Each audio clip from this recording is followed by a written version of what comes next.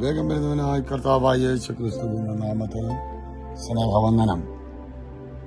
യെശയ്യാപ്രവചനം 58 അധ്യായം അതിന്റെ 19 വാക്യം.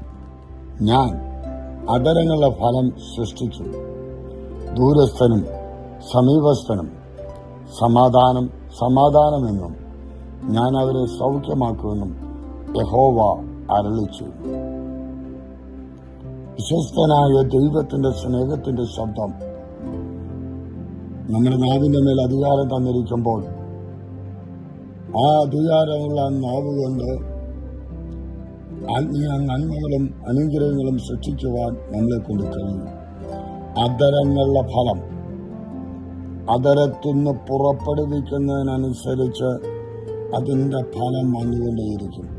വ്യർത്ഥ വാക്കുകളും പറയാതെ കർത്താവിൽ വിശ്വസ്തത വെച്ചുകൊണ്ട് വിശ്വസ്തന്റെ വിശ്വസ്തതയെ ഉയർത്തിക്കാട്ടിക്കൊണ്ട് വിശ്വാസ ജീവിതത്തിൽ വിശ്വസ്തത നിലനിർത്തിക്കൊണ്ട് ഓരോ ദിനങ്ങളും ആയിരിക്കണമെങ്കിൽ നമ്മുടെ അധരം കൊണ്ടുള്ള ഫലം നാം തന്നെ സൃഷ്ടിക്കും.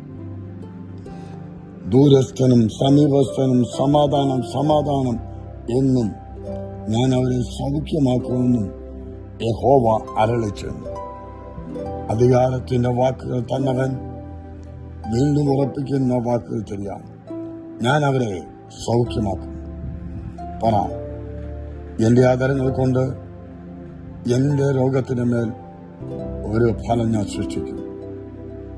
വിശ്വസ്തനായ ദൈവത്തിന്റെ സ്നേഹത്തിന് മുമ്പിൽ, ആ കരുതലിന് മുമ്പിൽ നാം വിശ്വസിക്കട്ടെ. എന്റെ ആദരത്തിൽ നിന്ന് പുറപ്പെടുന്ന എന്റെ ദൈവത്തിന്റെ വചനം ഉപയോഗിച്ച് പുതിയ ഫലം സൃഷ്ടിക്കും.